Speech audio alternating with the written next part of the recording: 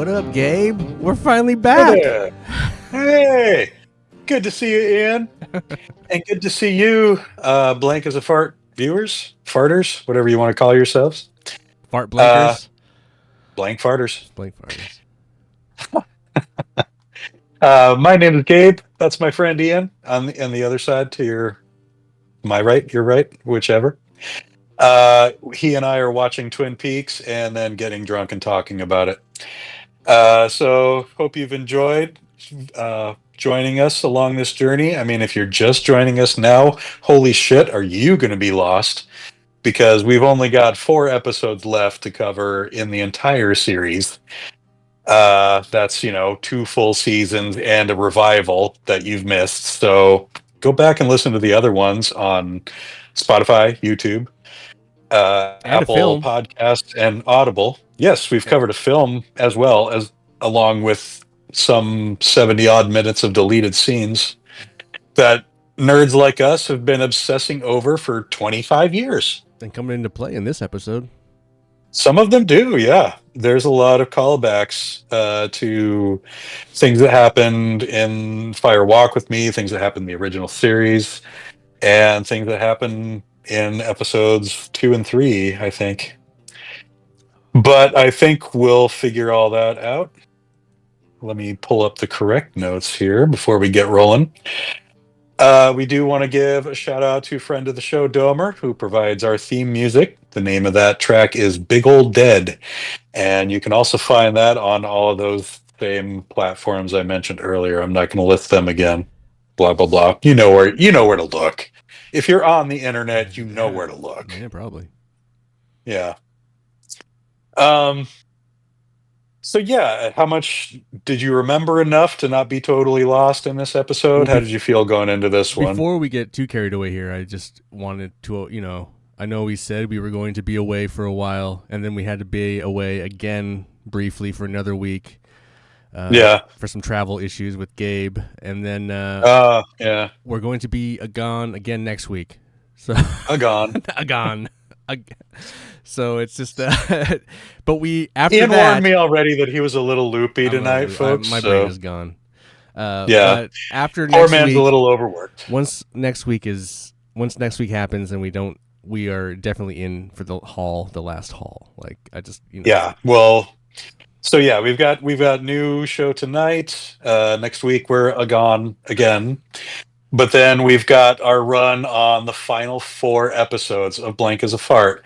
That's 3 more left of The Return, and then we have 1 epilogue episode where we'll cover some of the supplemental material, although not quite all of it. I don't have time to read and then probably all of it. The whole thoughts on the journey, Yeah, our Springer-esque final thought. Like epilogue, wrap up, all kinds of that kind of stuff. Yeah. Honestly, that one could run long, folks. We could see that one go 2.5, 3 hours, maybe. Who knows? But it's worth a lark, so we hope you'll join us for all or whatever you're comfortable with. Yes. Anyway, into tonight's episode. You ready to dig in? I'm ready. Let's do it. All right. Well, let's do it then. Part 15 of The Return opens with, get this, a drone shot of the trees. What? Who'd have thought, right? I don't know if we've seen this one. This one is different. Yeah. It is new because it is bright daylight, not a cloud in the sky. We rarely see that stellar blue.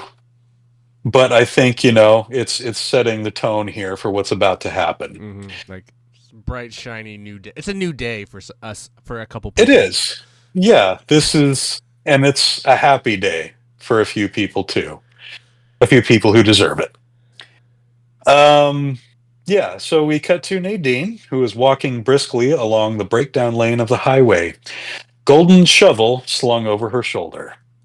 The editing gives us the impression that she's been walking for quite a while, and she eventually makes her way to her husband's place of business. That's Big Ed's gas farm, for those of you who haven't been keeping track. Big Ed himself is naturally astonished to see her, and he's even more astonished at her method of travel. But Nadine has something important to say, Namely, that she suddenly realized that she's been a selfish bitch for the last 25 years. She's been keeping Ed away from his one true love, Norma. We know this. Norma knows this. Ed knows this. And Nadine's finally sorting it out for herself. Thanks to Dr. Amp. She credits old Jacoby's show with teaching her to shovel her way out of the shit, a lesson we could all learn, I think. And while Ed is understandably skeptical about this snake oil inspired turn of fortune, Nadine spends a lot of time reassuring him that she understands now, and that if she truly loves him, then what she truly make her happy is to set him free. She leaves Ed with a big hug and a happy smile, and he stands bewildered for a moment before the look on his face abruptly changes, and we immediately cut to him pulling his truck up to the Double R Diner. I'm going to stop here a moment and compliment Everett McGill on his work here. His facial expressions for this scene and the next one are prime stuff. You can read every bit of his emotion through the look on his face. Just the confusion into the wait, what, and then cut right to the soulful sounds of Otis Redding. Yep. Yeah. Ed strides his way through the diner door with purpose, along with a big grin and an enthusiastic wave. He greets Norma with palpable excitement, but only has about 5 seconds to tell her about his newfound freedom before fucking Walter walks in and immediately takes Norma's attention away. Big Ed is crestfallen as Walter and Norma walk arm in arm back toward her booth, murmuring about flowers. He orders a cup of coffee from Shellery. Shelly. I'm a little loopy too, folks. Apparently. Shellery Agon. From Shillery. Shillery Agon. Agon working. He orders a cup of coffee from Shelley, muttering an added solicitation for a cyanide tablet once she's out of earshot. That was a tough sentence. Sorry. There's a lot of double letters and a lot of syllables. However, this conversation between Norma and Walter isn't exactly what we expect. In fact, Norma's big news is that she has chosen to exercise her option to allow Walter to buy out her share of the diner franchise. It turns out Norma is much happier being a sole proprietor of a small business. As she explains to Walter that the diner staff and the patrons of the town are her true family, tongue twisters all around here, man. Shelley serves Ed his coffee in one of those odd-shaped mugs that Ian detests so much. No, I don't Did detest. You spot it? I don't detest them. Detest. Yes, you do. No, I just think they're like very David Lynch coffee mugs, and they're not traditional coffee mugs. Like I can't believe you've never seen one in person. I've never seen one like that. Have you seen one like that? I've seen them in person. I've never seen one like that in person. Usually they're always more standard coffee mug. Or Village Inn or something like that. No way. Okay, you go. Send me a photo the next time you see one. I didn't say I've seen one recently. Well, you see the other ones recently all the time because that's just the ones they use. They're standard coffee mugs. Hey, if we make our pilgrimage up there, maybe they'll have them. No, okay. Oh, where was I? Ed closes his eyes. Yes. Ed closes his eyes and breathes deeply as though in silent prayer. Walter leaves the booth after sharing his opinion that Norma will come to regret her decision, passing behind Ed as he continues his meditation. Norma's hand caresses Ed's shoulder from behind, and his weathered face cracks a smile as he opens his eyes and turns to look at the love of his life and asks her to marry him. Well, doesn't really ask, he just kind of states it. Shellery Fawns. Yeah, as Shellery beams on from behind the counter, and as Otis wails on from the speakers of the jukebox, Norma and Ed share a passionate kiss, and she gives the only possible answer she can.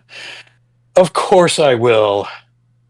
The song reaches a triumphant conclusion, and the scene fades on a few wispy clouds in a deep blue sky. This is such a Is rare thing from Lynch. is this the last time we see these characters? Yes, it is. All right, so You have actually. this was basically like, all right, let's just wrap this up and give him the happy ending. I don't know what else to Let's do give with it. yeah. Let's just Let's do give it. somebody a happy Let's ending just do here. it. Like, But the way it's done is so great. I mean, it's not. I mean, I want to say it still has that Lynch feel to it from the angles and the shots, I mean, like the maybe. way things track and the way things fade in and out. I think it's But that.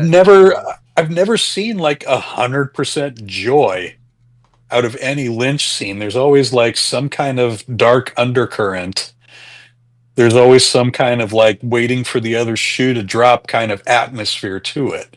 This is such a light-hearted, like, He's old and soft. he is. I mean, he's a big softy, and this does Well, have like but he's a also 50s sitcom feel yeah, to but it. he's also kind of a hopeless romantic in a lot of his stuff, regardless. I Yeah, mean, he so is. I think this was just like, let's just wrap it up and give it. Yeah, I don't know. I kind of got the feeling that Ed could eavesdrop and hear the conversation because I feel like he was slightly cracking a smile just slightly before it all. Well, a little bit, yeah. Before she came over to Like him, like he my like. here's my theory is that he smelled Walter's cologne. Walter is a guy who Mm, slathers himself with a scent that you can smell from a mile off, and Ed smelled it mm. as he walked past him, and he's like, he's leaving. He's leaving fast. He's leaving unhappy. And then, yeah, you do see his smile get bigger when he feels Norma's hand on his shoulder. And yeah, just the whole scene is beautifully done. The choice of the song is spot on. And yeah, it's nice to see like one of the settings and a few of the characters that we were all always the most fond of. You know, the ones who never really did anyone any wrong, except maybe Shelley. We'll leave her all the way out of the equation. But it But was yeah, nice. Yeah, like I mean, it was like, oh, it was. hey, something finally happened that you wanted. A little Yeah, fan service. maybe a little bit of fan service, and we might get some more of that later on too. But yeah, this was a scene that made me happy, and I really appreciated it as a fan. And it's just, yeah, it's I really feel like pure happy endings like this are so rare in Lynch's world that it was really a jewel in the Twin Peaks crown. Cool. Yeah. That's my take. No. I And mean, yeah, again, Everett McGill, perfect in these scenes. Like for coming out of retirement to do this and to nail it, good stuff. Good stuff. Anyway, but it's our kind of next okay. I shot. will say this Oh yeah, though. go ahead. Go ahead. Yeah. It is funny that the whole trajectory of the golden shovel, like that is this is what it ultimately with that subplot. I don't know. Do we see Jacoby Yeah. again? I don't know. But ultimately, I don't know if we do or not. But Oh no. Yeah. this is what it ultimately, all of that, this is what it comes down to. And it's just like, well, that's kind of weird. Him in the very beginning, spray painting shovels, like, or the shipment of shovels. The very first thing, right? Isn't the, like, one of the, Yeah, that's him one of getting the in, first couple episodes. like that, like the delivery of shovels. Like, this is the culmination of that. And it's just like, okay. Anyway, whatever. It's yeah, a lot of characters who weren't happy in the original series finding their happy spot. And see, that's part of the thing is like Nadine's like she had achieved her dream. Like she had her silent drapes, she had her business. What did she have left to do but like find her true happiness in setting Ed free? And, I think it was kind of implied that maybe that Nadine and Jacoby could have found something more between them. Maybe that's something left up to the imaginations of the fans, and you know. Okay. But yeah, Sure. they seem to be more suited for each other than Ed and Nadine did, for sure. Cool. All right. Anyway, the next shot serves as a pretty stark contrast. We return to the unsettling sounds of crackling and humming electricity, with a wobbly tracking shot following the power lines along a night drive. Again, indulging in one of Lynch's favorite tropes. Uh, Also, more of that point of view driving the highway with the headlights. And then it's Mr. C behind the wheel, presumably headed toward those coordinates he received from Ray right before plugging him in the brain. These coordinates lead him to the place known as the Dutchman's. Well, there's some debate over exactly what the Dutchman's is, but we'll get into that later. Anyway, he's still looking for that last known location of one Philip Jeffries. We're going to assume here that the Dutchman's is the name for the space above the convenience store, which we first saw way back in Fire Walk with Me. Uh, the impression that's given is that this is where spirits of the Black Lodge can breach the boundary between their realm and our physical world. I think that's about as apt an explanation as you'll find for what we're about to witness. One of the woodsmen is there to greet Mr. C silently as he drives up, and he guides him to the top of the stairs, where there is no door. The two of them just simply blink out of existence. Gone. Brief dissolve to a slow forward tracking shot through the forest before fading back into the Dutchman's. Mr. C, like waiting room or whatever you want to call it, it differs from what we've seen in Fire Walk with Me in that it's just like completely pitch black here.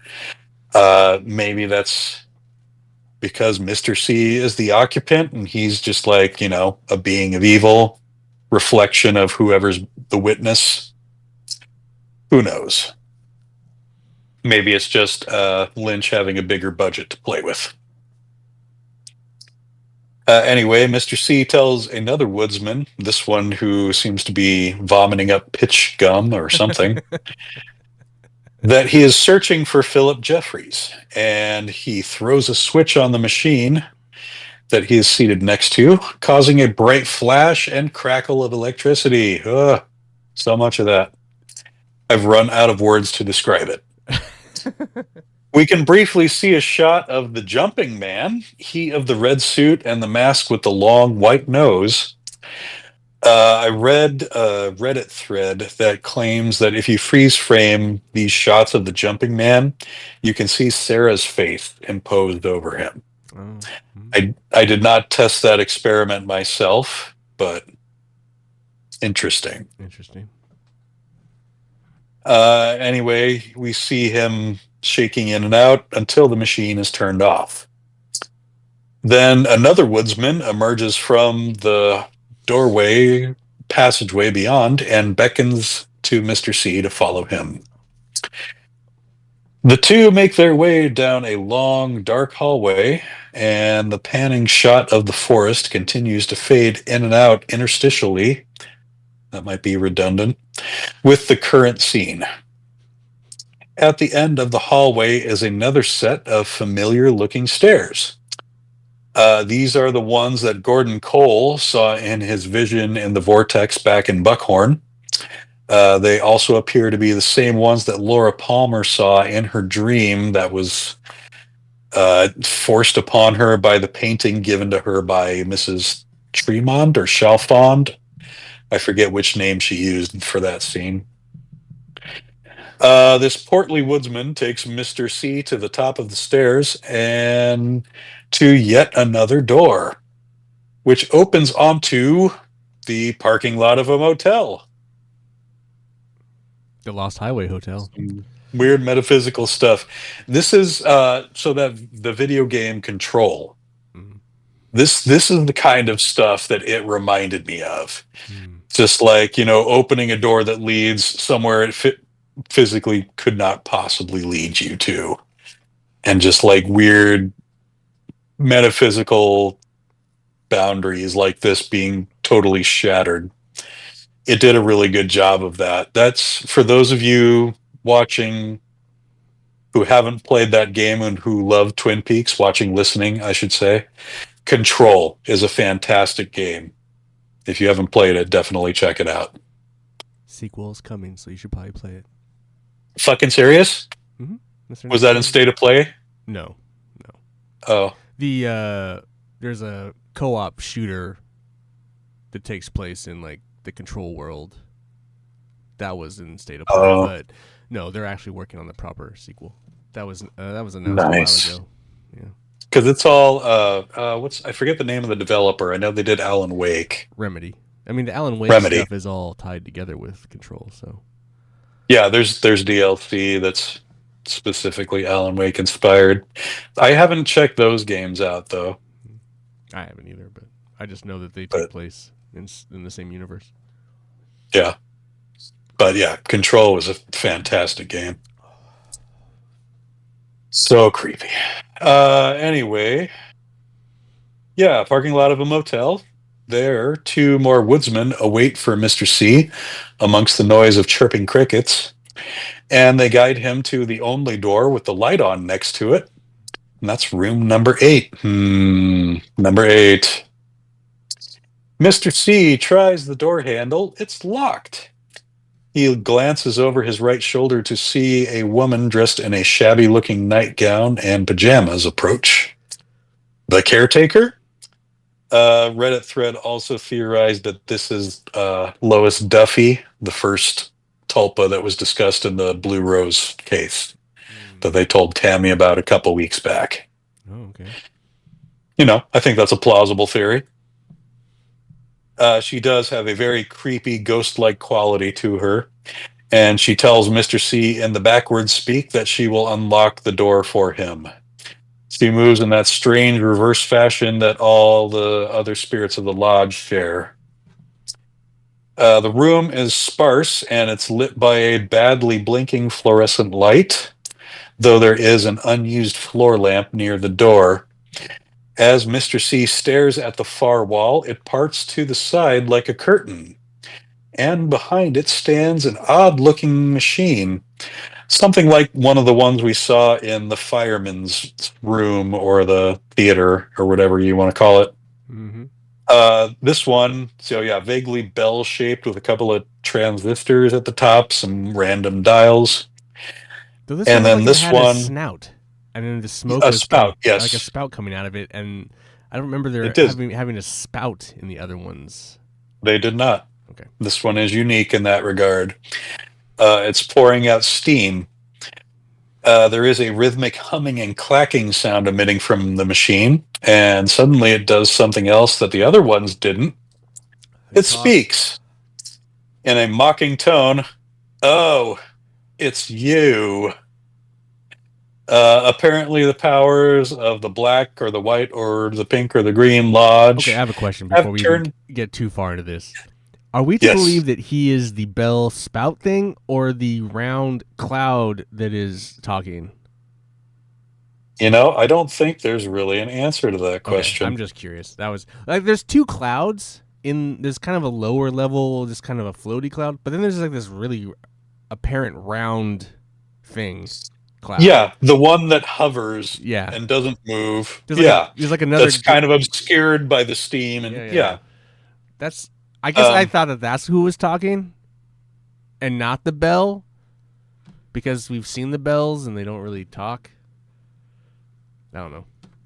It's there's so much left open to interpretation here, and while we see a lot of the same symbology that we've seen earlier, we still don't get like a clear explanation of what it represents. And this is one of those things that he's never going to tell you what it means. Him or Frost, they're never going to say this is what it is. This is one of those things that is just how does it make you feel? What does it make you think it is? And that's, I mean, as far as I'm concerned, that's good art. You know, good art should elicit emotion without necessarily having an explanation to it. That is definitely art. I'm gonna say this. That's my I'm gonna say explanation. this, Gabe. There's no such thing as good art. There is such thing as bad art and art. I say my thing is there's art and shit art. Good art is, I mean, it's all that's subjective. But I think Yes, very much so. I think that there's definitely bad shitty art. Art that we can all agree is I think bad. there's definitely art that we could all agree this is There's like more art wood. that we can all agree is bad than there is art we can all agree is good, is what you're saying. Right. I But mean, there's some things that everybody's universal on, right? uh, Like, have you ever met somebody who doesn't like Prince? I mean, no, but I'm sure it's out there. I'm sure, yeah. There's somebody out there who will shit on anybody's fun because that's what's fun for them. How did we get on that track, though? I don't Why know. waste energy on those kinds of people? Yeah, why waste energy on Prince? Anyway. Because he's fucking brilliant. That's why. Anyway, Mr. C asks Philip Jeffries, the teapot, about Ray, receiving cryptic answers, and then he changes tact and asks about the phone call he received via the strange machine at the hotel room he shared with Daria. Jeffries claims that it wasn't him as he doesn't have his number. And I think we all understood that it wasn't Jeffries, but, you know. Mr. C seems kind of slow on the uptake about certain things, which is weird. Jeffries references their shared past, and Mr. C brings up Judy. Yeah, the interesting thing he says here is, so you really are Cooper. Which, I mean, obviously he's not Cooper, but I mean, he's a dark reflection, an aspect of him. I mean, he obviously has all of Cooper's memories. He has his knowledge. So is this Jeffries further baiting him? Or has Jeffries also been separated in the same manner that Cooper has? And this is, I mean, again, it's just like one of those things where it's like, what the hell do you think is happening? Oh, yeah. I guess. I I think that perhaps I have no idea. Maybe Jeffries wasn't able to escape like Cooper was, kind of. We never, yeah, I mean, we never did see anything happen to Jeffries besides him screaming and pulling like a Dr. Manhattan kind of thing. I think it's So, also, you know, this could be argued why some art is not always the best. There's the like, this is all just kind of plot holy and it's just done because of this is what we have and we're just kind of right, writing like, this. was, There's no real rhyme here's and the thing. reason to it. We do know that Lynch did approach David Bowie about appearing. And unfortunately, Bowie was too ill to participate in any kind of filming. So, like, was this original scene as scripted? Like, did Jeffries physically make an appearance and, like, simply act like Mike does in backwards, like, lodge personality speak? Because we also have, the evolution of the arm, the brain on a tree that replaced Michael J. Anderson. So I'm sure, people who would find fault with replacing actors with objects and voiceovers. Like, I guess the question would have been like, if Bowie had been healthy and survived, he's still alive, would he have just Mm-hmm. been a dude in this room? Right? See, Yeah. that's like kind of like Like would this have led him to the Yeah, one of those other rooms that we saw people in, like the Black Lodge, the red curtained room, or the Fireman's White Lodge, or the Mauve Zone, or whatever. Boy, yeah.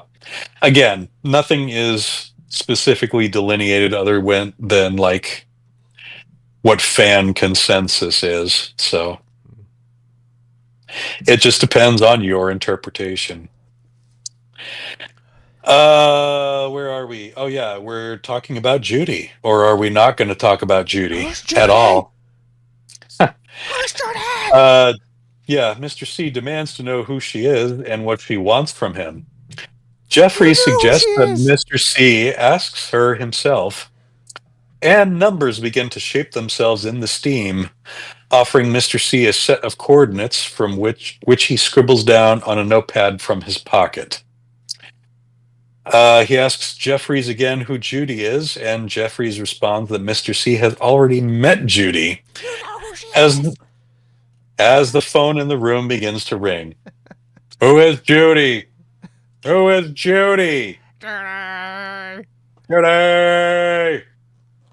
Mr. C continues to shout at the sentient teapot, but the back wall fades back into view, and he eventually has no choice but to answer the phone, which creates another burst of electricity that transports him into the phone booth outside of the convenience store. A la the Matrix. Boom. Get me out of His here. movements, yeah, his movements briefly stutter in time before he hears a dial tone and hangs up the phone after staring at the receiver. He makes his way back to the truck where he has a visitor waiting for him with a gun drawn. Just randomly. Just It's happens to be Richard there. Horn. Just happens to be Just there. happens, Hey, just put him here. just in mysterious ways. It's Richard Horn who has followed Mr. C from the farm to the convenience store. Apparently. Oh, excuse me. He tells Mr. C that he recognizes him from the picture that his mom, Audrey Horn, kept. So a lot of confirmation of earlier suspicions are here. Mr. C hawks and spits into the dirt, which is enough of a distraction to Richard to allow Mr. C to violently and painfully disarm him, kicking him several times in the ribs while he's down for good measure. We once again get an example of just what a novice Richard really is at this whole like life of crime thing. Just always getting embarrassed and getting the shit kicked out of him when he's around guys who are genuinely tougher than he is. He is very low on this totem pole right now. But, it's a life he was born into. Sure. It runs in the blood. Mr. C tells the punk to never threaten him again and for him to get in the truck and they'll talk on the way. He then sends the Las Vegas text that we've already seen Diane receive back in part 12. After Mr. C and Richard drive away, a large electrical fire appears to consume the convenience store in a gigantic cloud of smoke, eventually causing it to fade into thin air, leaving only trees and ominous noises behind. Anything else you want to say about Richard here? I just like how he got his ass kicked. I think we all do. He just dropped, and then Mr. C just really, Oh yeah, just really gives gave it to him. It's just not like he disarmed him and like kind of like put him down. It's like he put him down and just like violently, like he'd probably have a couple broken ribs, I think, but whatever. Fun story. This was one of the scenes that they went over in Behind the Curtain, and they're practicing the scene, and Kyle's kind of pulling his kicks, and Lynch calls him out on it. He's like, no, you don't have to pull your kicks. He's wearing the padding, so you kick him as hard as you want. And then he like throws a couple of really solid kicks at him, and he's checking with Amon Fair, and it's like, okay, you're all right with that, aren't you, Richard? He's like, yeah, he's good, because we can get you more padding if you need more padding.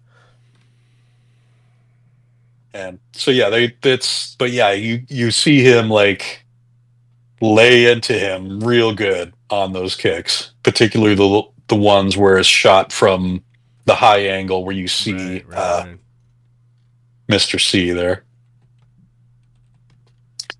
But yeah, it's good to see Richard get humbled, even if it is by someone infinitely more evil than he is. Let's drone on through these gorgeous trees again. And let's drone on past a gorgeous waterfall, which I admit was pretty fucking gorgeous. Before we pan down a gorgeous tree-lined trail, which I really wanted to hike on because it was fucking gorgeous, where some badly dressed nerd with a dumb hat who might have co-created the show, is walking his dog. Yes, this is Mark Frost, who is reprising his role of Cyril Pons, a local news reporter who appears to have retired with his beloved dog to the Fat Trout Trailer Park. That's the best life you can hope for in Twin Peaks, it would seem. For sure. It doesn't appear to be a bad life. This is a pretty, except for this dumb shit we're about to see here. Elsewhere in the same forest that it would be Ghostwood Forest, Stephen Burnett is seated up against the base of a large tree with Gersten Hayward cuddling him fervently as the two appear to be in the throes of a cocaine binge. Stephen has a gun in his right hand.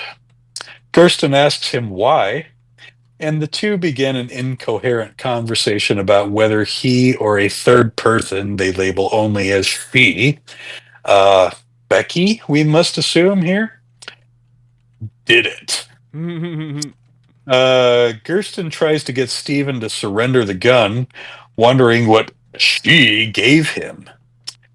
Gersten's not having much success as Stephen loads a bullet into the magazine and then loads the magazine into the gun. He's raving now, making no sense at all as Gersten tries to comfort him, bursting into tears, which unsettles Stephen further. Suddenly, the nerd and his dog come upon them, startling Gersten into running around behind the tree while Stephen tries to hide the gun in his lap. The nerd and his dog quickly make their way back the direction they came, while Gersten sits down on the other side of the tree and tries to catch her breath. Mere seconds later, we hear a gunshot that sends her into a momentary panic before she stares dead-eyed up at the trees, presumably contemplating the loss of Stephen's life, which genuinely leaves this world no poorer. At the Fat Trout Trailer Park, the nerd and his dog approach Carl Rod, and in hushed tones, he correctly identifies the trailer that Stephen lives in, or used to live in. Instead of any meaningful dialogue or any lingering reaction shots, we get a long, distant look at the trailer park and a few odd, discordant tones to establish the unsettling mood. It's a very weird. I thought it was going to get really intense. When they were, I thought it was pretty intense for what it was, no, but again, it was just very ambiguous. I thought it was going to go there. That's like, oh, yeah. For as going much more graphic. Let's go graphic. Yeah, and for people who we'd want to see it happen to, Stephen is right at the top of that list. No, I mean in a graphically bad way, because we know Lynch historically with women is not very. Oh, I thought it was gonna go more aggressive, and then obviously it didn't with the dog guy and stuff. But it's like, what is? Oh, this is getting sexual maybe thriller this is, craziness. Maybe this is Frost directly intervening. I was like, no, and saving Gersten's life. He's like, Jesus, that's a little dark, don't you think? Listen, I mean, this dude's just on a walk with his dog. He doesn't need to see all of this shit. I saw, again, on Reddit rabbit holes, I see a lot of references to the fact that Gersten and Stephen are both gingers and pale as fuck, and they're both wearing red as well. And what the implications of that are, and what the color red is supposed to represent in this scene. which I don't know is just, it seems just like mania or just overall panic or chaos, or the implication of bloodshed to come. I'm not sure. But then also, ultimately, I mean, I guess We don't see it we don't on. see it, so he doesn't have to be dead. I don't know. I mean, I don't know. You may know. You may not know at all. Um, Um, but that's something I don't know specifically at the moment. It may be covered in the supplemental material in final dossier, but again, I haven't gone over that in detail yet. So then it's that'll something that we kind of have to be saved for kind of a whole lot of later. nothing. I don't know. Kind of, but like the stuff we did see, like the acting was genuinely good Oh, it's from fine. Yeah, Alicia Witt and sure, sure. Caleb But Caleb like Landry, Caleb Jacob Landry. I forget. ultimately, why is like why waste our time with this whole subplot? I guess I don't know. Just to show that some things never really change in Twin Peaks, I suppose. Like you have people from all walks of life, and that includes the drug addicts who die violent and senseless death Okay. walks of life. In the Pacific Northwest, What that's just how it is out here, what the f- guys. We just die. We just live senseless lives and kill ourselves in the what the PNW. fuck was that you were doing just now? I just like it's like me humming. It's like That's it's just like yeah, it's just like sure, it's a visual representation of me humming. that was that was a first for me. I don't know that I've ever seen you do that. Oh, yeah. Well, I'm also losing my It was mind right hilarious now. though. There's a mad mind. Yeah, I just like if we don't see that, like, I mean, yeah, I don't know, man. It just seems so, just like okay, And it does. It feels let's go out into the forest and shoot. pointless. It just seems like, Other than to give, yeah, to like shit on a character that they knew everybody was going to hate to begin with. but the what's her Shelly's daughter, who I'm forgetting her name. Becky. Do we circle back to her ever? We don't. So then what the Spoiler fuck alert. is the point? I don't know. She gets her freedom too, but we don't get to see. I mean, it's but she claimed that she still loved him. So yeah, this is another one of those like weird contrasts. Like you see a lot of the two sides of the same coin Well, exactly, in but Lynch's like, work. So I like guess what I could have we said. get the Norma and Ed happy ending to their love story, and then we get the Steven and Gersten like thick ending to their thick physical fascination with each other.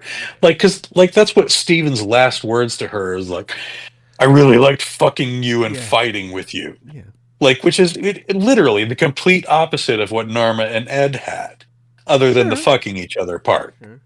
But that was a much different kind of fucking that they enjoyed. I would get the impression, you know.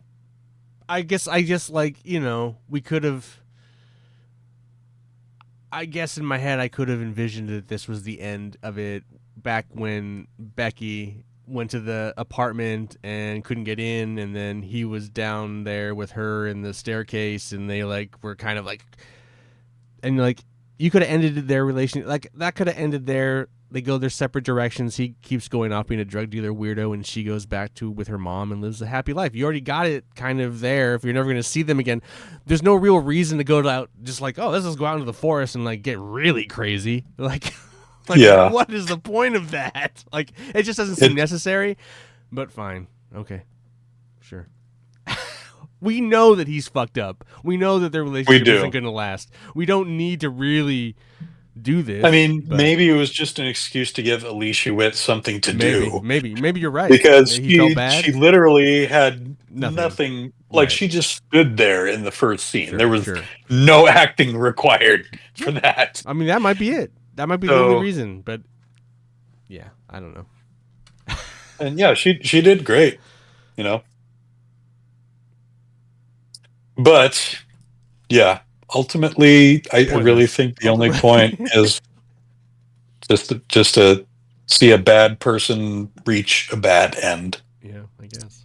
And the last scene we did see of Becky was genuinely happy.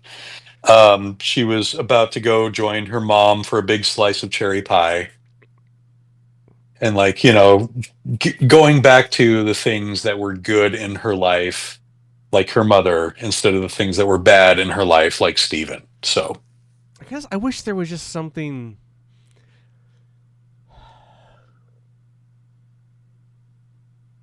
that tied it all a little bit together, like aside from the town itself. Well, no, the town itself, you know, like maybe where they went out, that area they went out before, and they found the blind Asian girl and all the wacko craziness stuff. And maybe they just showed that again, and then just like it sucked in some fog, just like it I like that. Oh yeah, just illustrating that it took another soul because it is psycho out there. And not like it has to be a lot, but just something that makes it that's why the town is like an epicenter for this craziness. And it's just something slightly dark and evil that just kind of like. Well, it's not just the dark though, because we have the golden pool at Jack Rabbit's palace, but then we have the black pool at Glastonbury Grove. Sure, but just when good stuff happens, you don't really need an explanation for it. When something bad happens, I think there's like, well, what was the point of that? And I think that is the point of it. I think ultimately that is the point. But it would just be nice that there was a little bit more like sinister to that. Isn't that really life though? I guess, like but when something good happens to us, we don't really question the cause of it. You say that, but then when something bad happens to us, we really do. I guess that. But I'm just saying that's human nature. I know, but then you say he over illustrates other things and under illustrates other stuff. No. He over illustrates everything. But this he's under illustrating emotionally. I just like I didn't. He's under illustrating the direct involvement of the lodge. It's like the gas station disappearing into the forest. Like, I get that. I don't need to see it. Like, I don't need that. But he spends his time with the smoke and all that shit, and it's happening, and it disappears. Like, it came, it did a thing, it disappeared, it went off into its mortal wherever. See, to me, I need that. Really? That's part of what, like, scenes like that where the editing is crazy and it's just atypical to anything else you're going to see. It's atypical, but it's also like it's illustrating a thing that's like, yeah, I get it. This has been happening. I don't need to see it anymore. It's not just illustrating it, but it's like it's trying to make you feel like you're in the moment seeing it happen. Like if you were standing there across the street seeing it, this is how it would actually look to you. But that's the way I always see that stuff. And feeling that, to me, puts me more... It helps with the immersion. Okay, but he did it when that kid died. The kid died, and the electric gold shot up, or whatever it was, into the thing. And it's like, well, you illustrate that there when the good people... Like, how about... Oh, okay. I see what you're saying. You know what I'm saying? It's like, why have this whole story if this chaotic character ultimately is part... He's going to the Black Lodge. Like, he's going to the darkness place. Like, he's going to be agent of evil or whatever it is. If he's even... that assumes he's worthy of it. Well, I don't think those charcoal guys are worthy. Steven was kind of pathetic. Okay, fine. You're right. He's one of those people like Leo who the lodge would just work with, outside of the world. Well, then I say that, the tree sucks it in and then it farts it out really quick. Just a little, blank as a fart, just a little...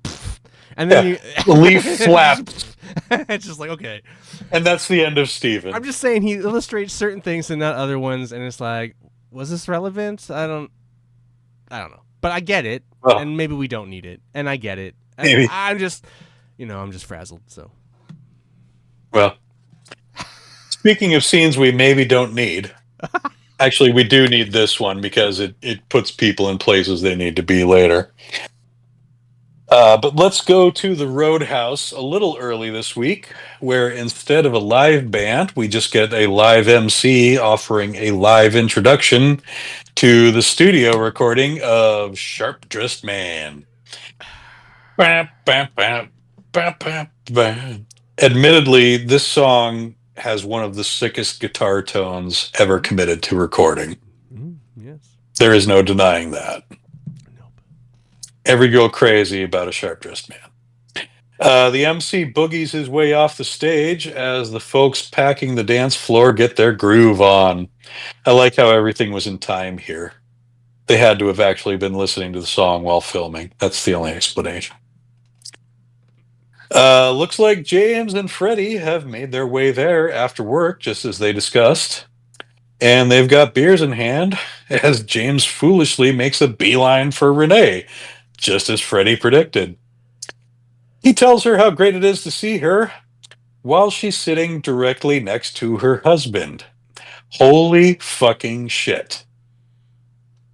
I mean, James. What the fuck, dude?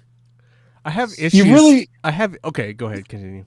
So, I mean, like they discussed, I forget where they mentioned it in the return, but it's been discussed that James had a motorcycle accident. That's why he's that stuttering? He was never quite the same after. Okay. Maybe. Because I don't remember him ever and being a stutterer. That's why he wasn't. And maybe that's why he makes extremely bad decisions. But he hasn't been stuttering. I mean, he's been in 2 episodes so far before this, and he hasn't stuttered.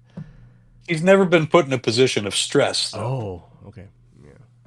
Okay. This is the first time he's been confronted with any kind of aggression or negativity.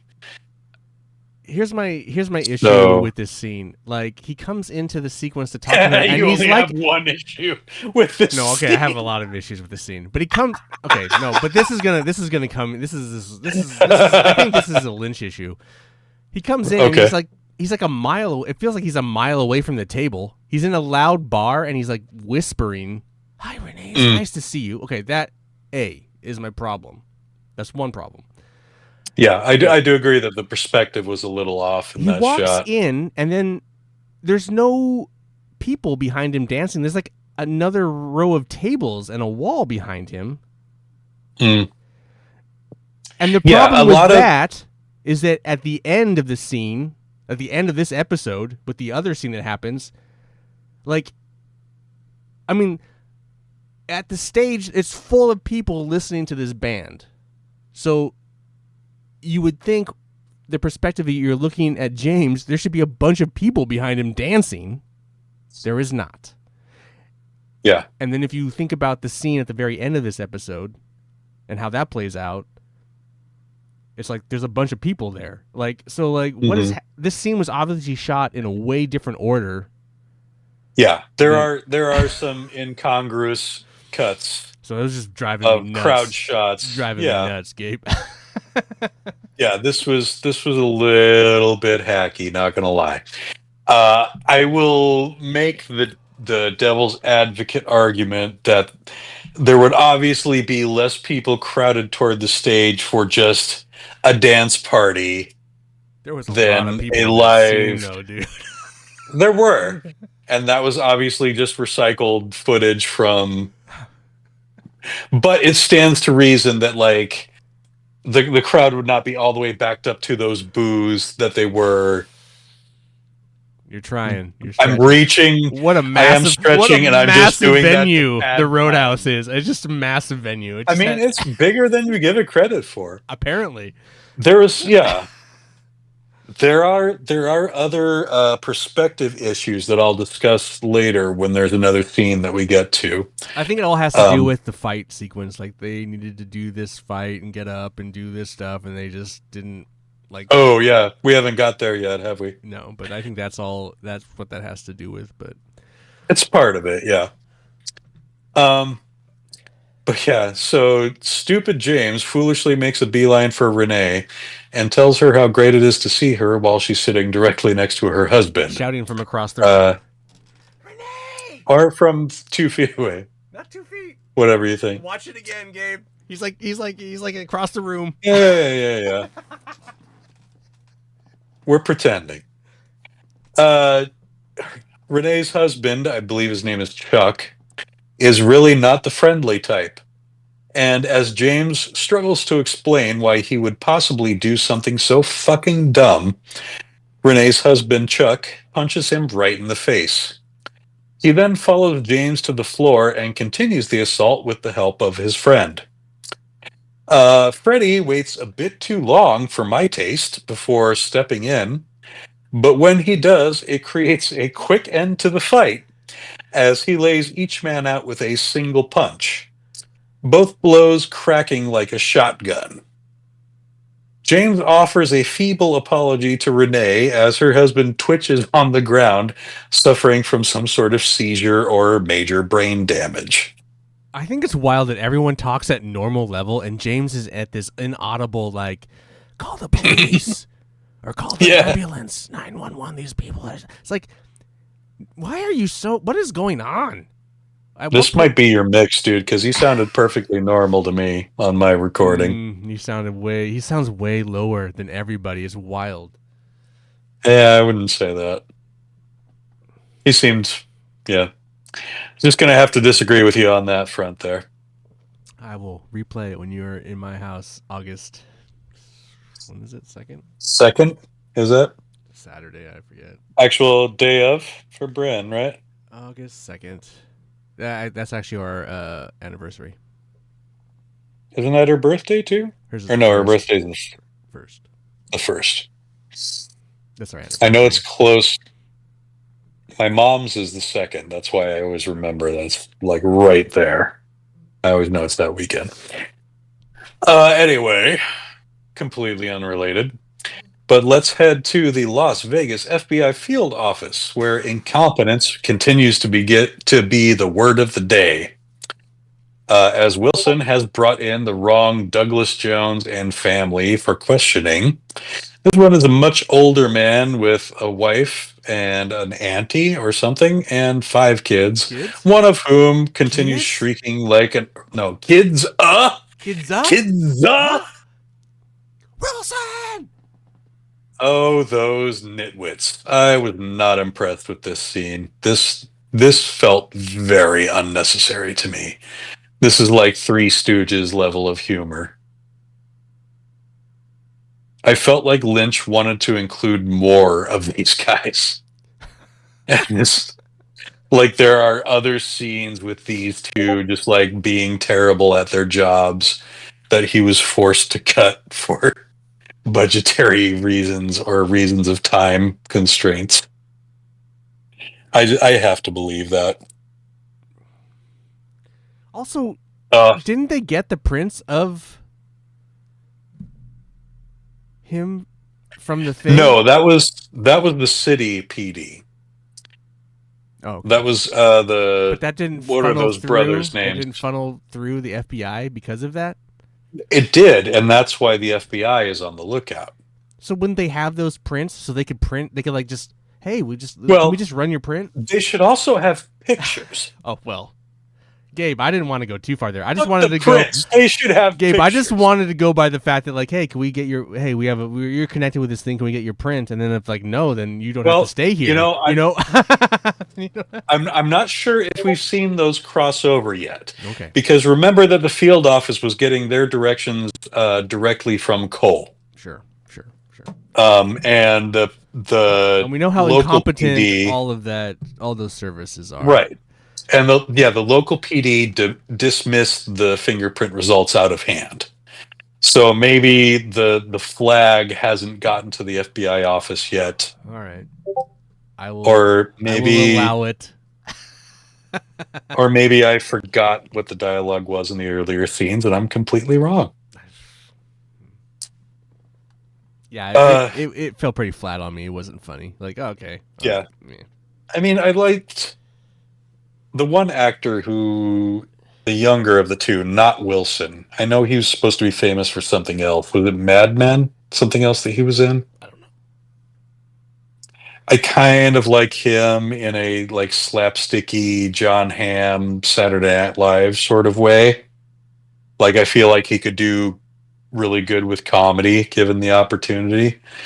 But this feels way too over the top and too vaudeville for television, like good for a stage melodrama villain. Sure. But Yeah, here it just feels out of place.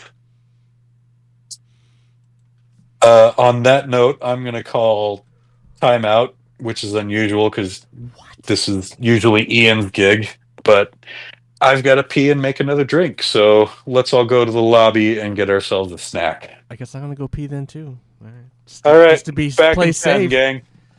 Yep. Wow, this never happens Mute, anymore. mute your mics. Nah, it happens every now and again.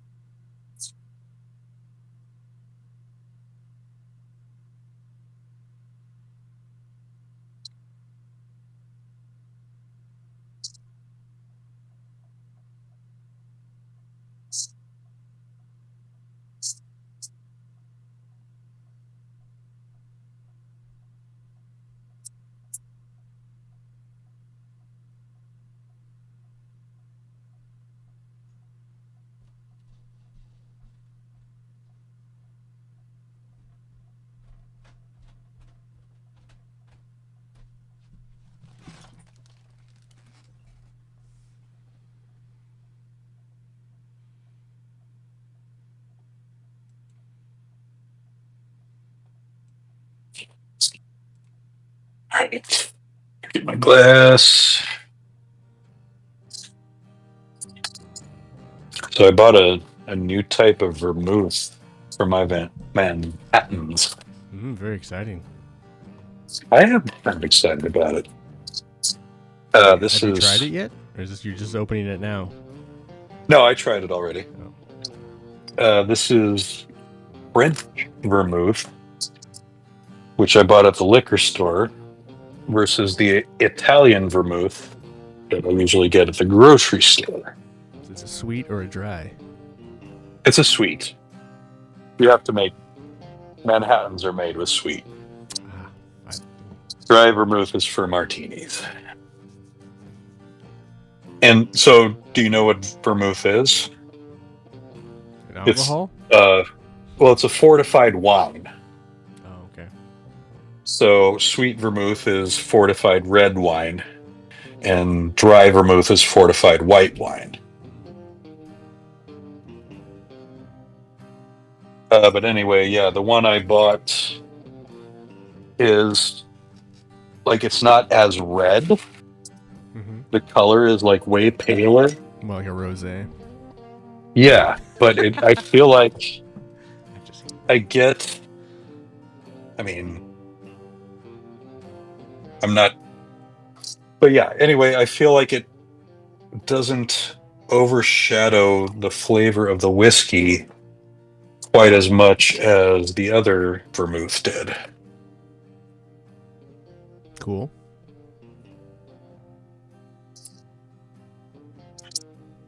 But, you know.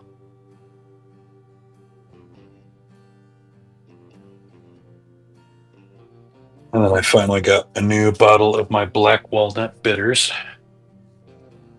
which is my secret ingredient for the best Manhattan. Oh, I thought it was a chunk of thumb. No, that's the whiskey sour.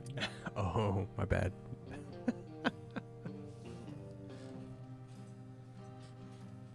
Yeah, I don't need any peels for Manhattans. Oh, right. Wait, do you? But don't they usually serve Manhattans in like a martini glass? They do, yeah. They usually serve them up straight up. without a rock Mm. and a You're cherry. So doing yeah, you're it's supposed to be the counterpart to the martini. The martini is the dry bitter drink, and the Manhattan is the sweet smooth drink. You know, the martini is served with the olive, the Manhattan is served with the cherry. Do I swear I've had a Manhattan that's pretty bitter. Then you had a shitty Manhattan, my dude. Somebody made you a very bad Manhattan. Mm. All right, back we go to it. Thanks for listening to me pee. Elsewhere in Sin City, Duncan Todd summons Roger into his office, inquiring if there's been any news from Anthony Sinclair. This conversation is ended abruptly by the arrival of Chantal and her silenced pistol. She fires two shots, one to Todd's head and one to Roger's chest, before quickly making her way out of the office. Unfortunately, she has to turn back as it takes one more bullet to put Roger down for good. She gets on the phone to place her dinner order with Hutch. Sounds like Wendy's again. So I'm going to get a little more into this later, but the characters of Hutch and Chantal feel like an homage. Oh They yeah. feel much more in place in someone else's cinematic universe, as it Sure. were. Sure. I think you get where I'm heading with this. I guess But we'll discuss it again when we get to their following scene. right. I guess the other characters that were murdered. Mm. I guess I just wasn't like okay. It was again just kind of like, what was the point of these guys? I mean, they put a few plot points in motion, you know. They were cogs in a bigger set of clockwork. Phone call does that too. Yeah, but you know, Mr. C was all about tying up loose ends. Yeah. Anyway, it's just I like don't think their these. deaths are necessarily as arbitrary as Stevens was. I mean, Like sure. these are criminals, lifelong criminals dealing in the criminal underground Sure.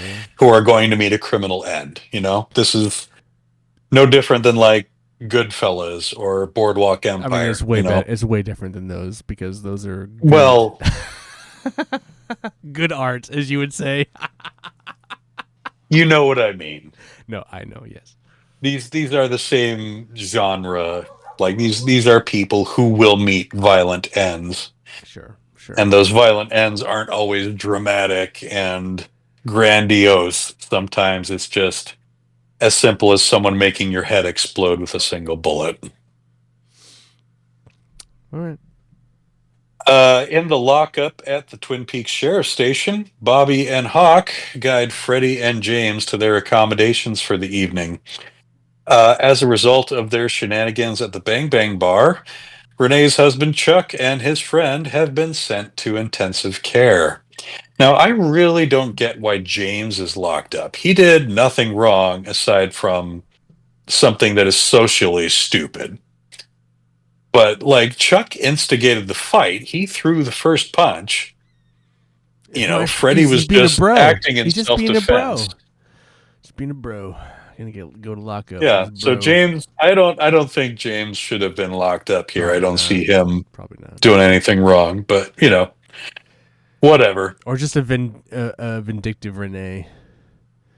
She's like, this guy did it. Yeah, like, or the bartender is like, he's in the fight, send him to the jail, or I don't know, because the bartender probably was like that Renault guy who is we know is an asshole, so he's going to be indiscriminate about what happens. Another maybe a missed opportunity here is that we don't see an interaction between Bobby and James. Mm.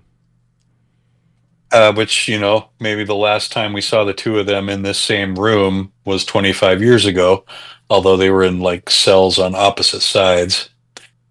I don't think like it would be true to Bobby's character for him to like talk shit to James because he's not that person, and he would have recognized that James did nothing wrong in the situation aside from stupidly crush on a married woman.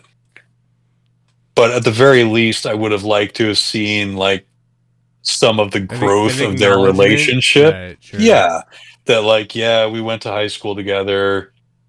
I mean, James, what the fuck were you thinking? Just like something like that, you know? Like, I'm sorry, Bobby. I know I didn't mean to cause any trouble. Something along those lines, you know? I mean, you do see James's character being like asking Hawk after, like, are those guys okay? Like, this, I totally got out of hand. Sure. But anyway, it just seems weird to me that James ends up getting locked up when, like, again, his only crime was being a dumbass. Anyway, it's getting to be a full house down there in lockup. What with Chad and the drunk guy that repeats everything and the eyeless woman. Naito and the drunk resume their torture of Chad with their stereo chirping noises. My little silent comment to myself was, look, it's the New Mutants. Anyway. Yeah, James's power is that he's an empath. Freddy has one fist of the Hulk. It's just stupid. I know. Chad is like the Rick Flag, like Nick Fury, shadow op, dirty guy. I just think the Twin Peaks X-Men is like what a show that would make. What show that would make? Exactly. Shut, Chad.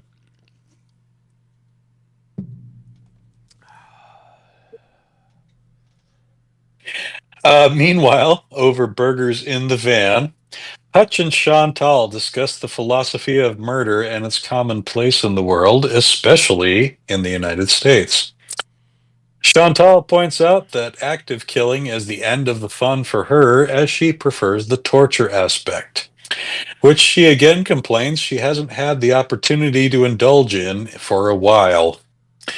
Hutch provides Chantal with a bag of dessert that we don't actually get to see, and the two declare their love for each other and do a little stargazing, or I should say planet gazing, as it's Mars that Chantal actually points out. So yeah, this like everything they do, the two of them, it all feels Tarantino to me, right down to the casting. Like there's the obsessive discussions over food. There's, the casual approach to violence, and it's just like, an everyday thing for them. There's the very occupation. It's just, I think we know what Tarantino's opinion of Lynch was, at least I know we read the quote about Fire Walk with Me on here.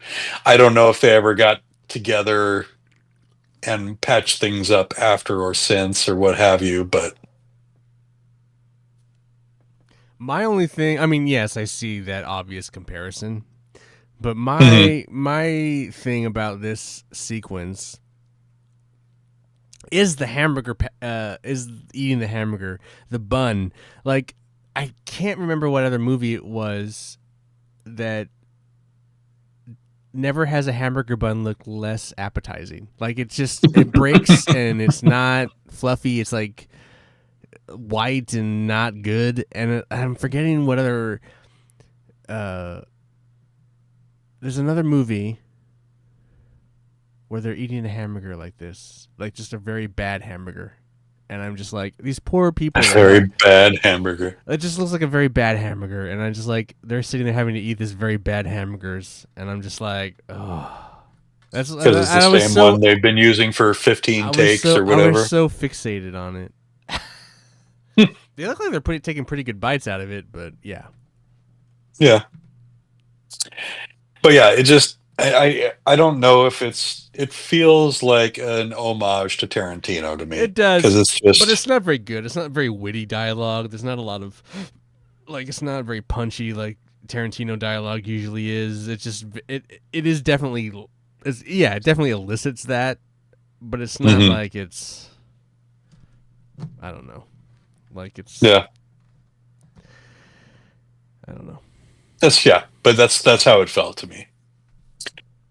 Next we go to visit Jeannie E and Dougie at home behind the big red door on Lancelot Court. More eating.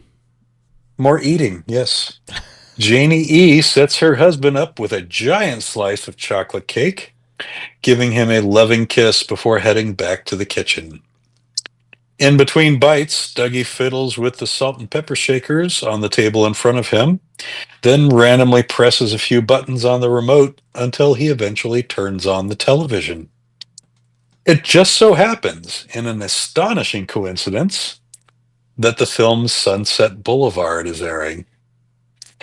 Within a few lines of dialogue, Dougie hears the name Gordon Cole, and his eyes widen with a sudden burst of recognition, and his body hitches with a deep breath. He frantically jabs again at the remote, eventually pausing the movie. After briefly staring at the screen, his attention is then drawn to an electrical outlet on the wall. We can once again hear the buzzing, and Dougie gets a look of determination on his face as he gets on his hands and knees and crawls towards the outlet. He tries first to poke the tines of the fork in. Failing this, he turns the fork around to the flat end of the handle and jabs it directly into the outlet, giving himself quite a shock and shorting out the electricity in the home as Janie E screams in terror. I was so excited to get to use the word tines in that summary. Tines? Oh. Okay, so I have a question. Yeah. Then. Is that all that scene is? There's no...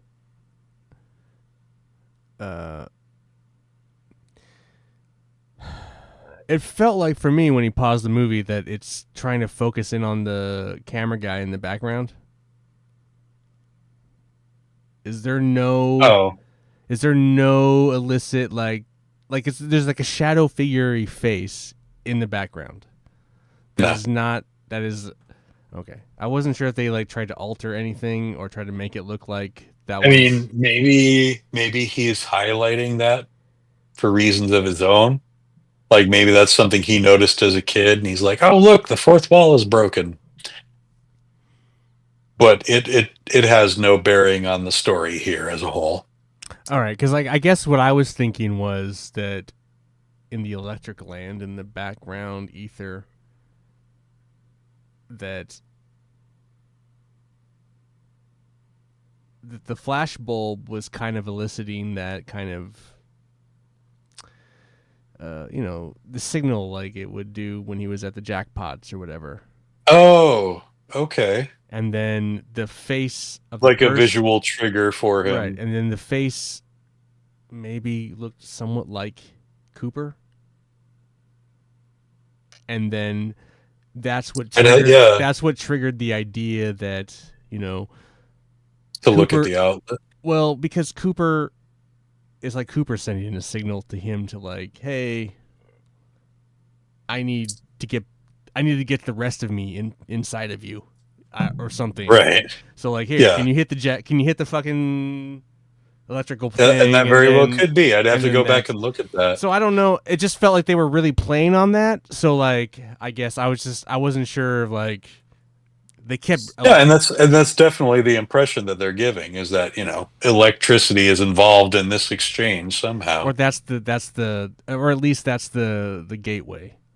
I mean, they keep making sounds every time someone dies or whatever, or like transferring is a zzz, whatever. It's very illicit. Cooper, at least the physical presence of Cooper was literally poured out of an electrical outlet. So, but it's like the rest of Cooper is still stuck at wherever he's at, and that this was like a signal that like, hey, I need to get the rest of me, because it definitely felt like that was his connection to this. Because there's the two characters.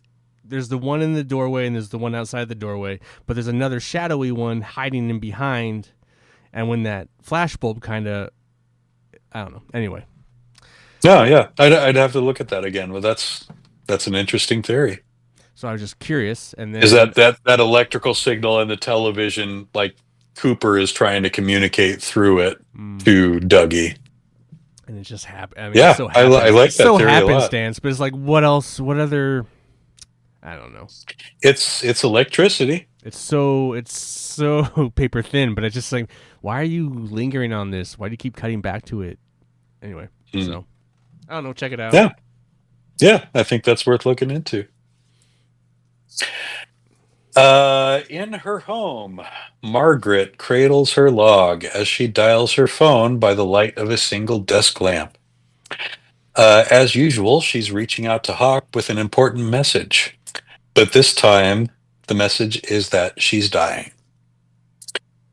Margaret is of the belief that death is not the end, though she does express some trepidation at the onset of this transition. She tells Hawk to remember their conversations that were too important to have over the phone, specifically pointing out their talk about, quote, the one under the moon on Blue Pine Mountain, end quote.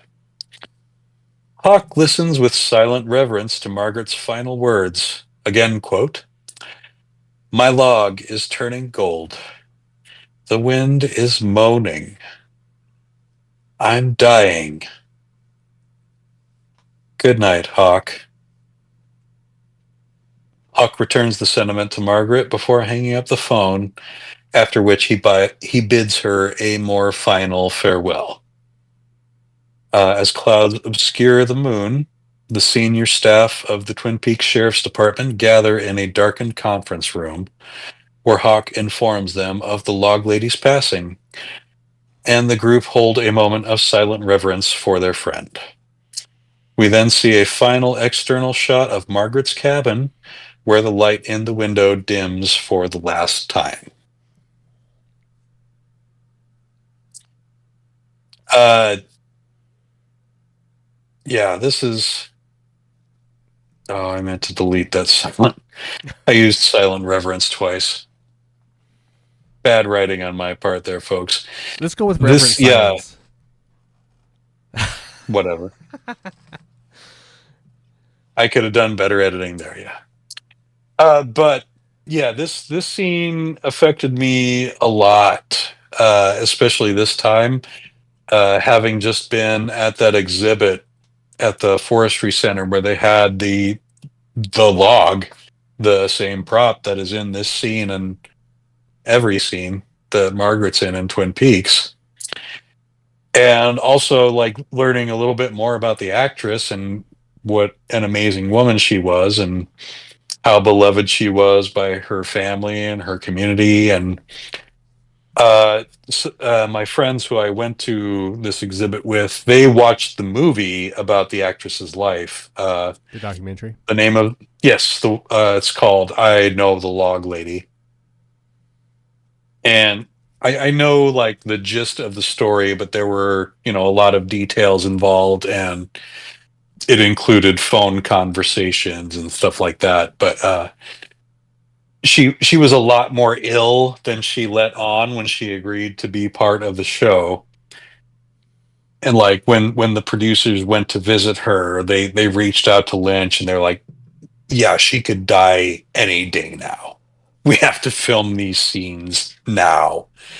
And so Lynch wasn't able to get out there in time and he had to direct her over Skype for these scenes. And this was the last scene that she filmed, and she passed away 4 days after completing it.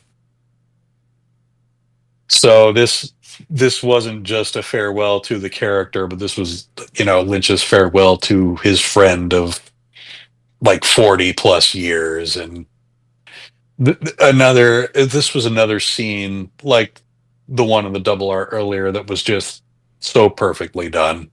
Just like, yeah, most of it was fan service, but like what more could you ask for, really? Mm-hmm. I mean, it was bittersweet, but you know, she was afraid, but she was also she knew that she was going to be good. Did they pretty much shoot all her stuff in like one day? Like, Hmm. yeah. Yeah. Yeah, there's. I was told about like an amusing conversation where, like, after the producers have called Lynch to tell her like how bad it is, he calls Catherine and asks her, "Catherine, are you dying?" And her response is, "Well, not at the moment." Yeah. But yeah, she was. It's yeah, like it was. It was like how people. Have they even finished the scripts for all the shows at that point? Or did he just kind of like? Did we know any of I'm that? not sure. Hmm.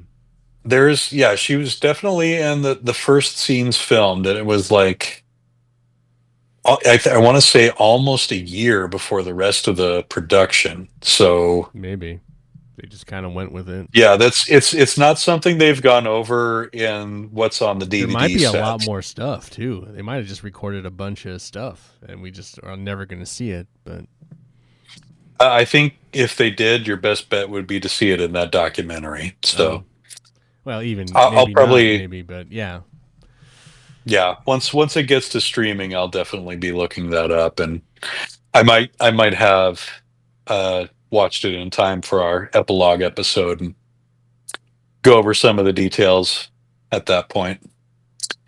But for now, we'll note that this particular episode was dedicated to Margaret Lanterman. yes, Catherine Coulson did get her dedication earlier in the series, but yeah, this scene was a love letter to the character, and it was a very fitting end for her. Let's now return to Audrey and Charlie and their never-ending conversation about their plans for the evening. I'm almost like, why do we even bother with this? Why did we even bring her back? Well, Let's just like, this I got to mean, be something grand happening here because I fucking hate this. I can't stand this, dude. you don't have long to wait for an answer, at least. But is it a good answer, Gabe? You know, Jesus. what is good art, Ian? Okay. There Thank are you. no good answers. There are answers and there are shitty answers. Is it going to be a shitty answer, Gabe? I'm just going to say that it's probably not going to be a real surprise to you. Great. I almost feel like she's in an Anyway, insane asylum. Like she can't leave. Like she's just so fucked up after her accident that she's just stuck in this fucking. I don't like. I wish that was actually what it is. It's probably not going to be that, but I'm almost like. Anyway, whatever. no, I want to. Do you have more speculation beyond that? Like, No, I just like the idea that maybe he's a doctor and they're not actually married, and she's just fucking mental, and she's in a mental ward, and that's all some Shutter Island bullshit. yeah, Huh? she's afraid to leave, and she can't leave, and so he's just I mean, that's really the impression you get from this scene, right? Because she's like, it's what she wants to do more than anything. But at the same time, she's doing everything she can to not do it. I don't know, and it's just like what the fuck. This is Right? hashtag not my Audrey. Shit. So, yeah. Charlie and Audrey have finally made it to the front door, where Audrey is somewhat surprised to see that Charlie has his coat on. She, in fact, does not, though she is holding it. But Audrey continues to find excuses to talk instead of act, incessantly hurling vitriolic comments at Charlie instead of getting ready to go to the roadhouse and search for her beloved Billy. After Audrey claims to be seeing her husband in a new light, as though he's a different person, an exasperated Charlie finally loses his patience and removes his coat, heading back into the living room to retire to the couch. An infuriated Audrey attacks Charlie on the sofa, attempting to strangle him and screaming over and over about how much she hates him. Yeah, I don't think there's much more to add than to what you've already said there. This is very disappointing. I mean, we do see a lot of range out of Cheryl and Fenn. Not really. I mean, at maybe in the beginning, but now it's just the same range again, and it's just like, bleh.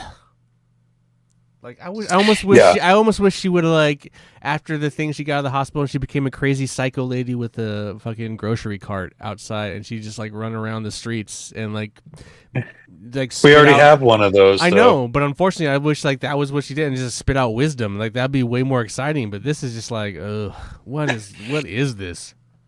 She'd be the perimenopausal oracle or whatever.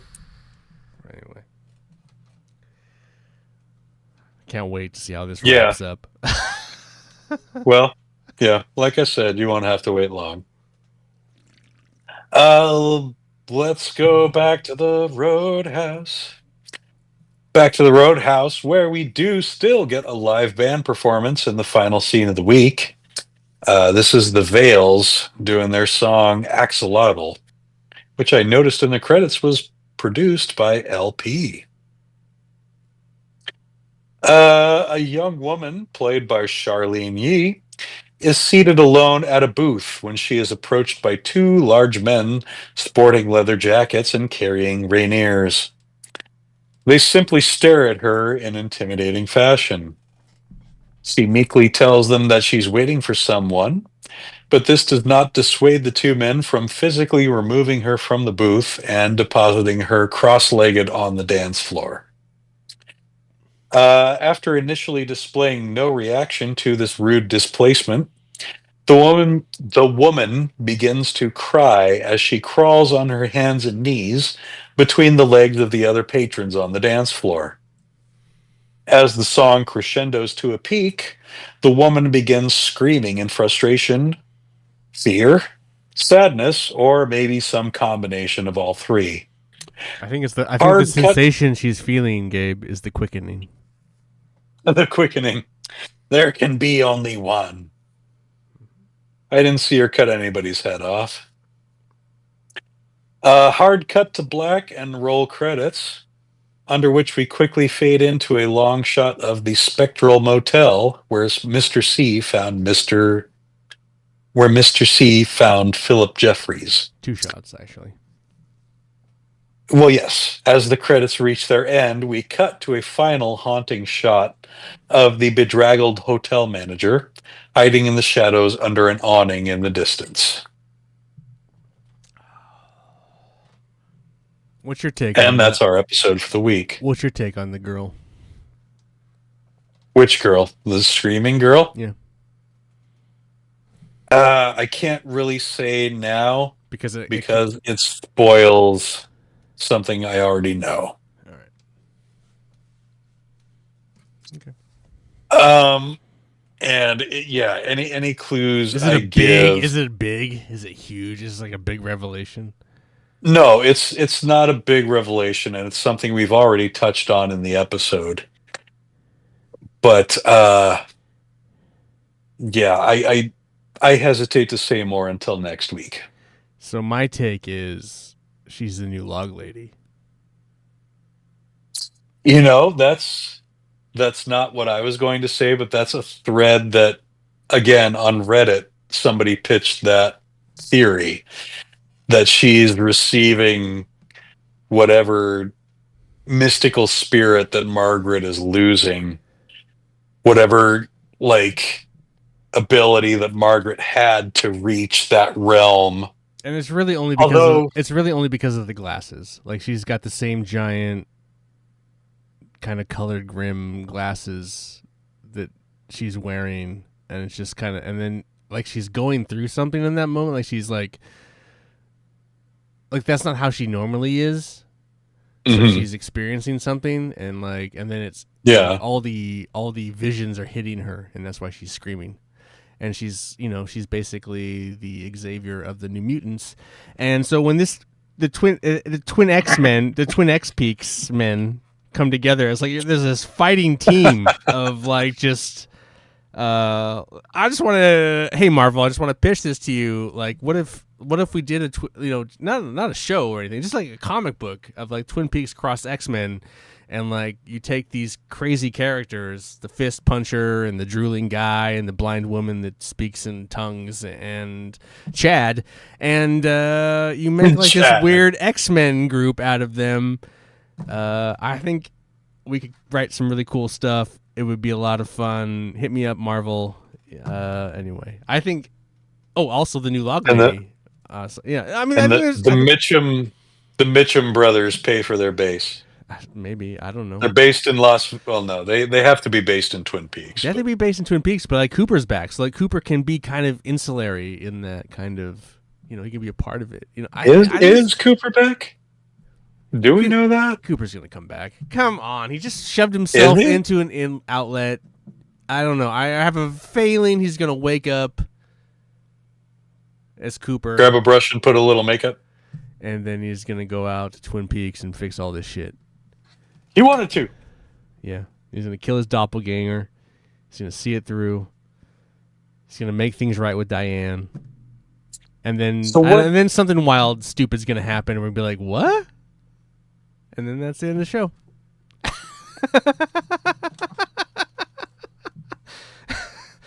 And I promise you, I have not read Wikipedia.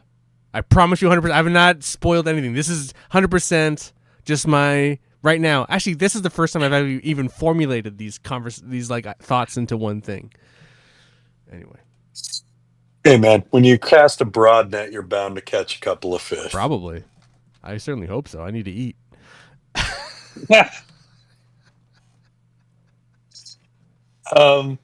So yeah, not much to remark on here other than, we have seen our last appearances of several characters, a few of which we touched on earlier. This is the end of the story for Nadine, for Ed, for Norma, for Shelley, for the Double R Diner in general. We don't see Shelley ever again. We do not see Shelley again. And not Becky either, then. Nor Becky, nor Jacoby, which was something I didn't realize until you pointed it out. That's weird. So he was only there for Nadine's growth, which was ultimately Ed's growth, which then was Norma's growth. And I mean, isn't this like the happiness of the town overall? Like maybe I like to think that Shelley might be inspired by seeing Norma get with the good guy again. Sure. Because I think another character we don't ever see again is Red, Balthazar Getty. I guess ultimately. Oh, really? I guess I would have been like happy to see like maybe Shelley and Bobby kind of reconnect. I would too, and I like to think that like Red just kind of ghosts Shelley, like when. Well, okay, yeah.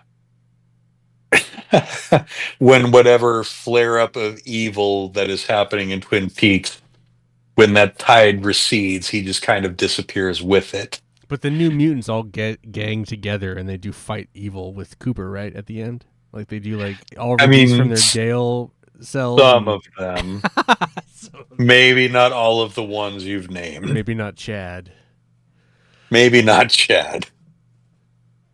But the Fist of Justice. It's like Cooper goes down to the jail. Like, who can help me down here? Not Chad. Definitely not James. Drooling Boy here can help me. Drooling Boy can come. And Fist and Blind Girl. Yeah, you guys can all come.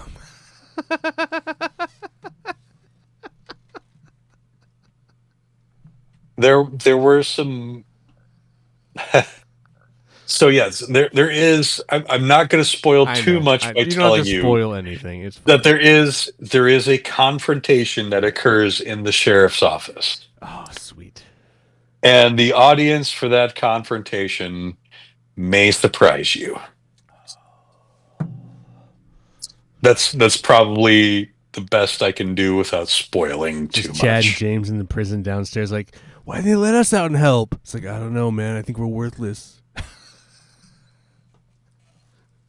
Well, Freddie got to go. Well, Freddie's got the fist, man. Freddie the Fist. What's the jeweler guy's? We don't know. They don't give him a name. In the credits, he's just labeled as drunk. But like in my credits, is that he might be. Go ahead. He might be that he might be Billy. Oh, okay. Oh yeah, that's right. We had this conversation. Yeah. In my credits, in my cast credits, he's called the Shield. The Shield. Yeah, he's just like he takes the punch and the bullets and the evil, and then he dies, and then the good guys fight after he falls. They're like lifted up by his death, but he because he took all of it. Like Mr. C says something super evil, like I'm gonna fucking kill you all. I'm gonna fucking kill you all. Or he like pukes his evil puke on him, and like the Shield takes it and it melts his face. He's like. Yeah, that's why he's there. He's just there to take it. I'm not even calling the Shield. He's just the guy. He's just the guy that takes it. I'm just here to take it. I can say, Billy, take it. Anyway, that's hysterical. And that's when Audrey shows up and she just like falls to her knees and goes, "No." I hurt you so fucking much. Anyway. Yeah, we're the getting drunk. Close. We're getting close. I'm also like, I don't understand like why he has like the twine holding the bandage to his face. Yeah, I have no idea what that is. That just seems like such a bizarre decision. Like, why is no one giving him hospital help? Like, why isn't he in the hospital getting like some... Like, usually you we don't know what he got locked up for. Like, was he just standing in an intersection, not moving? And they're like, but does he not need medical attention? Like, what the fuck? I mean, he might be on a mental health hold or something. Bleeding and drooling out his mouth. Like, I mean, Jacoby has obviously retired, so they don't have like a lot of psychiatrists on call. I'm just saying medical. And how much of that is like just like clean up his mouth and like throw some fucking hydrogen peroxide in his mouth. Like, what the fuck is like clean that shit up? Nobody has talked to the drunk or interacted with him directly besides Chad. Oh, he's not there, is what you're saying? He's like Chad's mental. Oh. Well, that's Chad. He's repeated other people's Chad's lines, power. But nobody has recognized him or acknowledged him besides Chad, including James and Freddie. Like, they recognized Naito. They're like, what the fuck, when they saw her. But nobody has said anything about the drunk. Chad that's his mental power. He has he has a mental power. It's his mental power, or it's he can create he's like a necromancer. It's his conscious. He's like creates like half dead dudes. It's his conscience coming out to get him. So yeah, behind the scenes, we talked earlier about them filming the convenience store scene and Eamon Farron being padded for the kicks. Wasn't much to that. We then got some footage of shooting Dougie and Janie E, the cake scene. They're doing the rehearsal with the outlet. It's like, okay, now poke your fork in there, and Kyle hesitates. He's like, it's not live, is it? And David says, no, it's not live. Well, maybe I should check with everybody else and make sure before you actually do it. Which I thought was a little amusing. There's also a couple of like almost bloopers where Naomi Watts messes up her blocking a little bit. So there's like, they practice one scene where she brings the plate to Dougie and sits him down next to it, but she doesn't do the part where she kneels next to him. And they just finish the scene. And then you're seeing it from Lynch's seat, and you just hear him go, uh-oh, and then he gets up, and then in the shot you just kind of see him walk into the camera, and then he just does this, like really, and he points down, and everybody else just kind of laughs and and then he goes back to the chair. It's like, okay, let's cut it again, take it again. And then on the very next take, she walks up to the wrong side of the chair. And then they all get a big laugh out of that. And then eventually they get it right. Dougie's performance is inspired. Kyle MacLachlan. He's like in his head, he's like, well, I will just play David Lynch if he can't talk. Maybe a little bit. I think that's what it is here.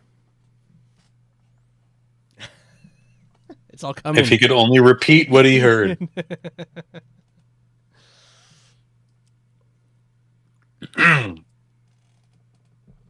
um, there's oh yes, this was also the scene I was talking about where they kind of mess with perspective. When you look like at the behind the scenes footage of them shooting in this room, it's actually a lot smaller than you get the feel. Like it really feels like that In TV is a long distance. Oh, in is the a house. long distance away. Yeah, Oh.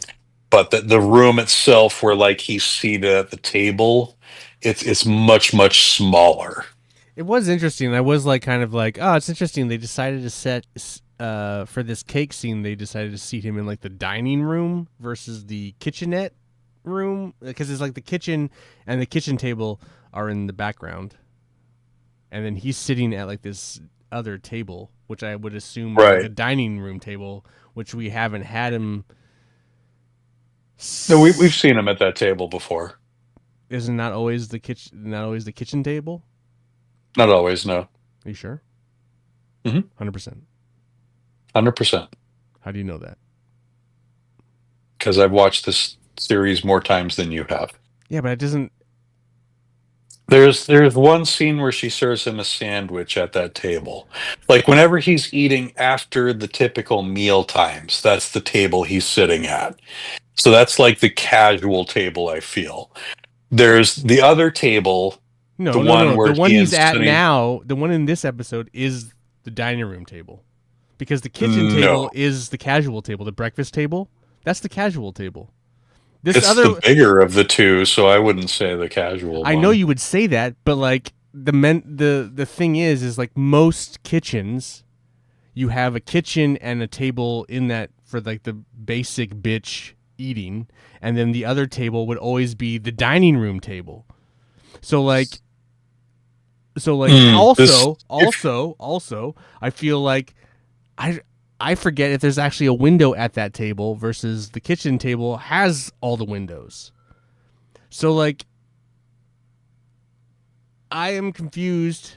It's just, and it does look like I'm not gonna say that it's not like a tiny ass table for it to be a dining room table, but like why would a dining room table have salt and pepper shakers on it unless it was actually a dining room table? And and then if it's not a dining room table, then why do you have two tiny ass kitchen tables in your house? It's just very awkward to me. it is like I would say if you saw the room from the behind the scenes setup, it would make a lot more sense. Yes, okay, I get that.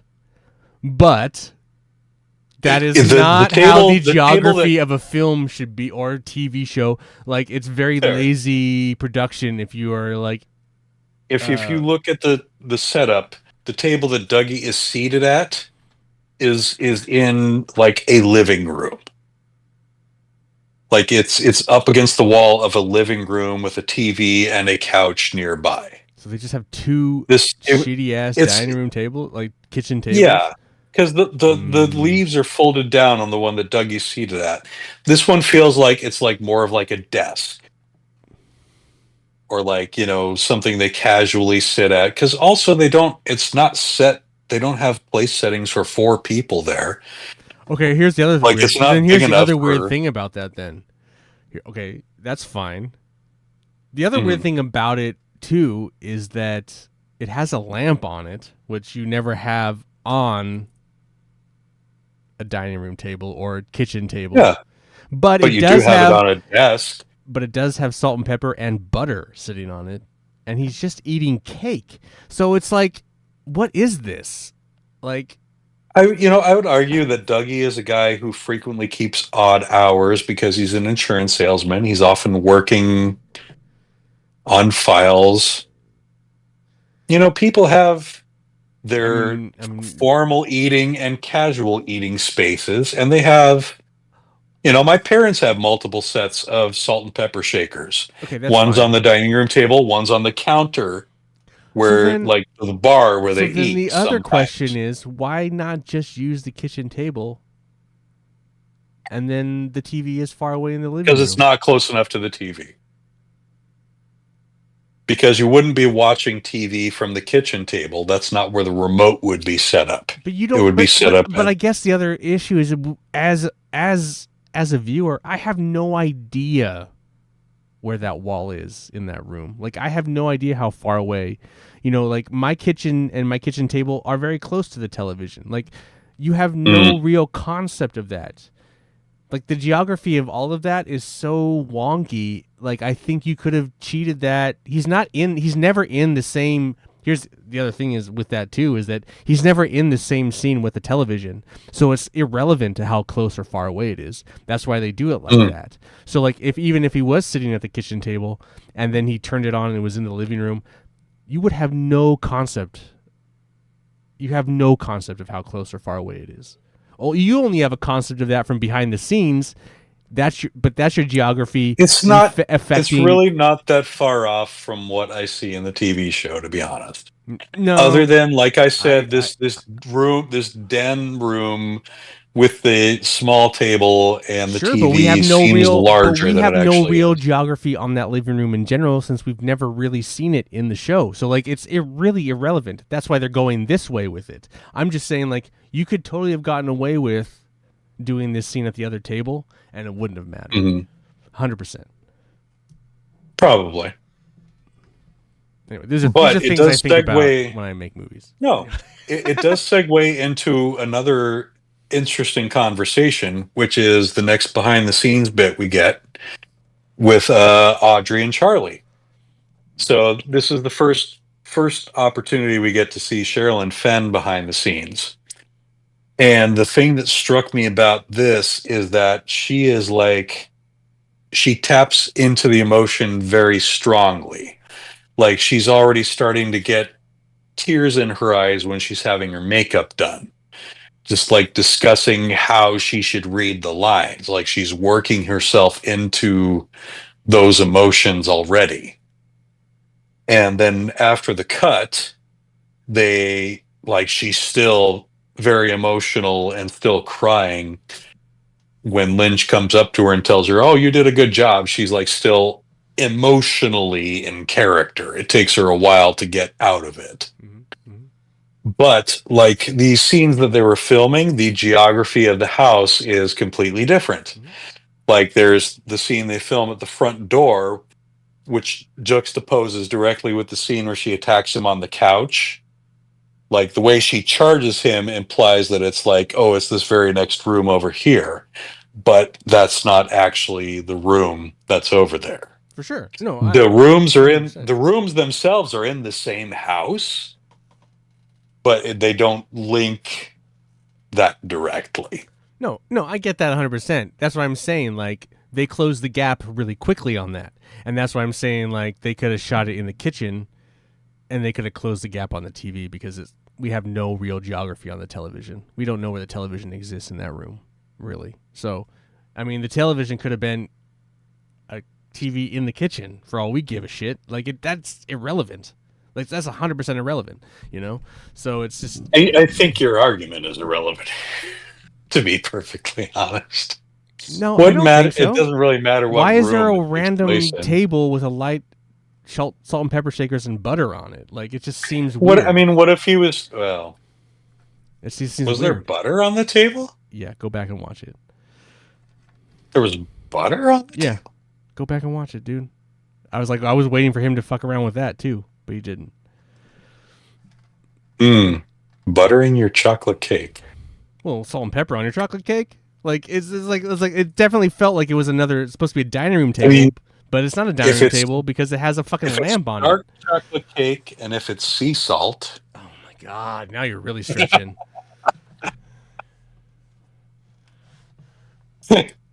Listen, I need you to disassociate a little bit from your love of Twin Peaks and realize that there's some weird shit going on here. This is just random filmmaker bullshit. That there is. I don't know. Again, the layout of the house makes sense to me overall. I'm not saying I don't feel like there's anything weird about it. I just feel like this table was, as soon as I saw him at that table, it felt weird. Well, but we've like I said, we've had multiple scenes at this table that If you're that's not the table, remembering. if that's So the table that he comes at the first time and he does all the thing, yeah, sure. I guess I just always assumed it was the other table.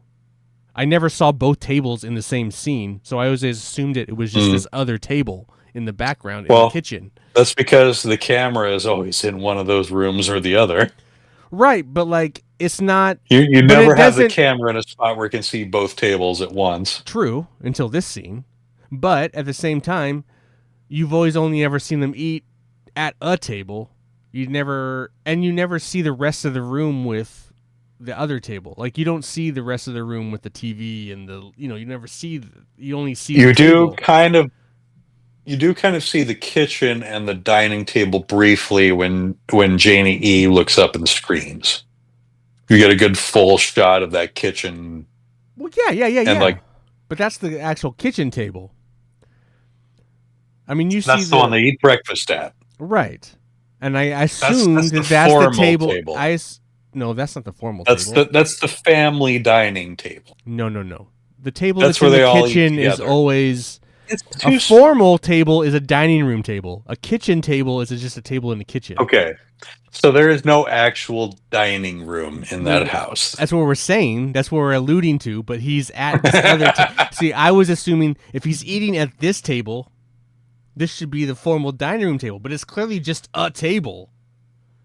Just a table. He just has a table, like a desk. Like he's sitting at a desk, ultimately, that has salt and pepper shakers and a butter. That's exactly what I said 10 minutes No, I ago. know it's what you said, but it seems so fucking odd. The butter.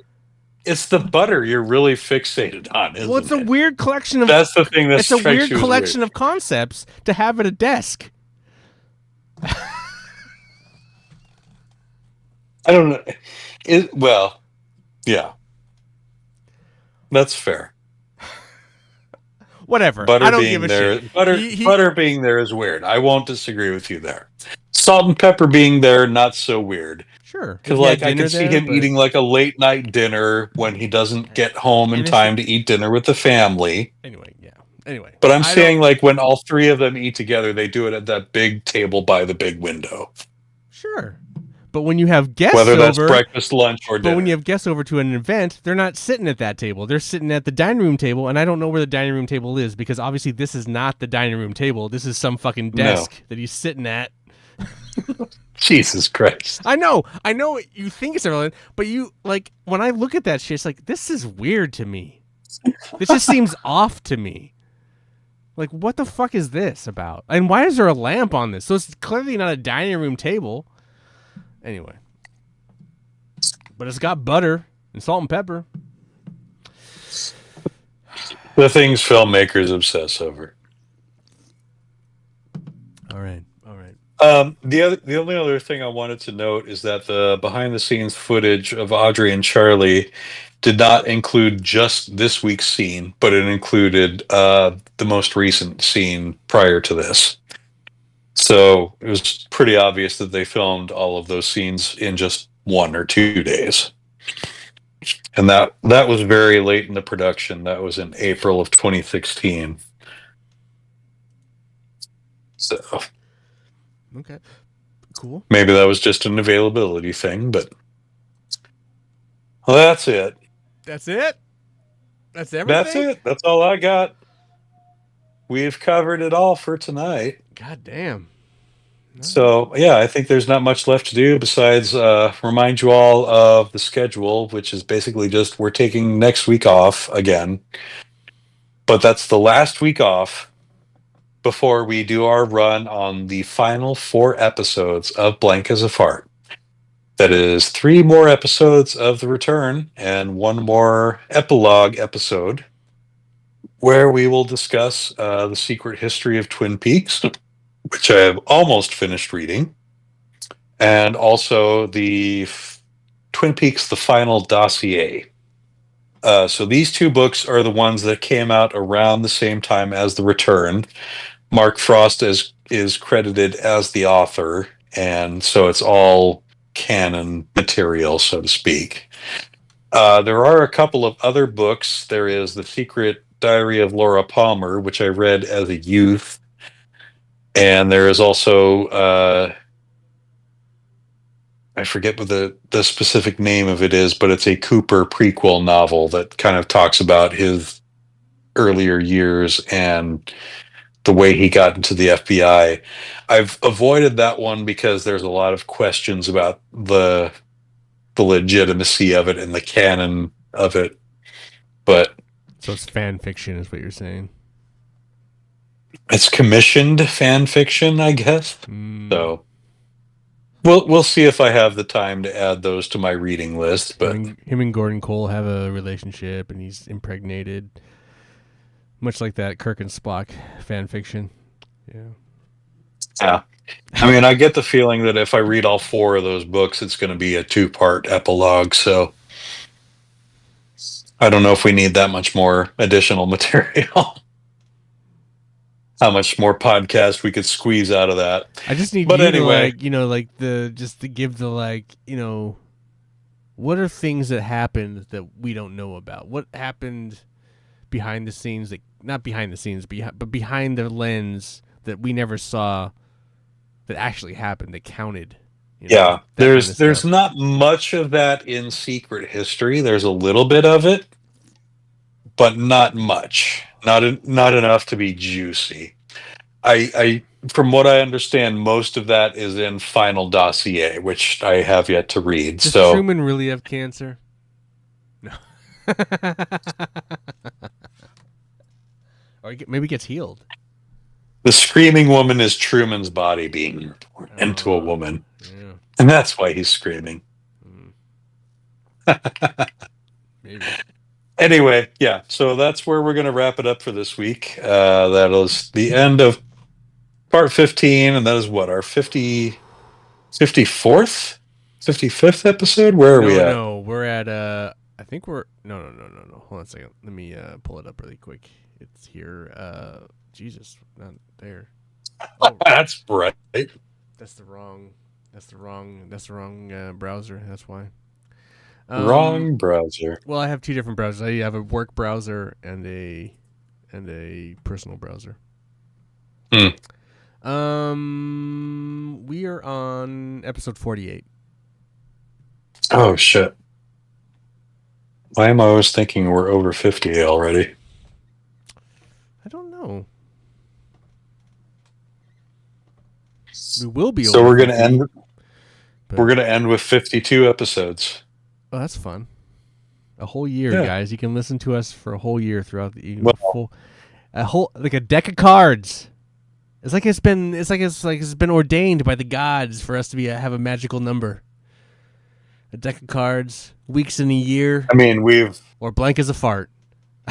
We're well past the year point for when we started. No, but you can listen to an episode. Yeah, you could listen to it one episode a week for an entire year. Yeah.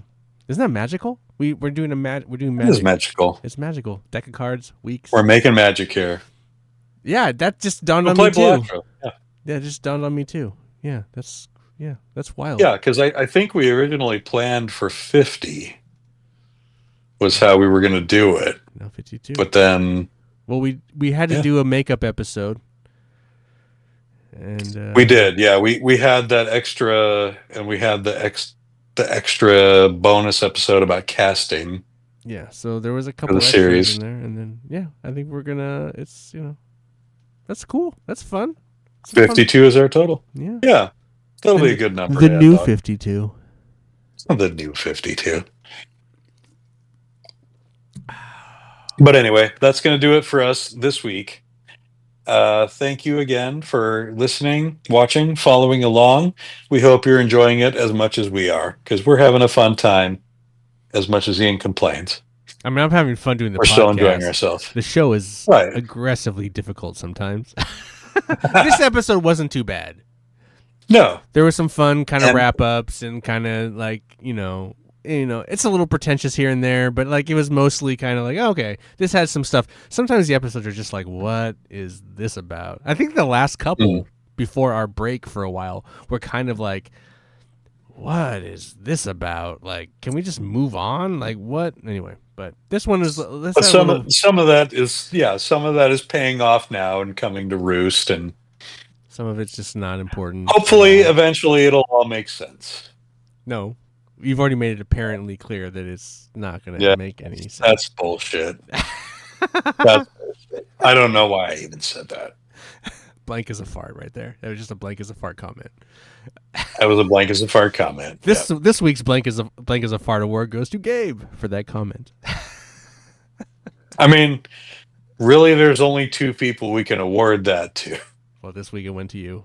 I mean, I thought it was going to be this week it's mine. I thought it was going to be me for Agon, but then you did Shellery and that comment, so you win. You got 2-1. 2-1.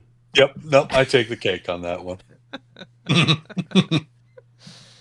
right. Thanks again for tuning in, folks. We're taking next week off, as we mentioned, but we will be back on June 18th. Is that what the calendar says? June 18th, yes. Yeah. Back on June 18th for our next episode, which is part 16. And that begins our run on the final 4 episodes of Blank as a Fart. So, for those of you who have been along for the entire ride, we're ready to finish it. Thanks for coming along, and we'll see you in 2 weeks. So, let a smile be your umbrella. Keep your eye on the donut, not a hole. Not the hole. That's 3. Good night, all. Night, all.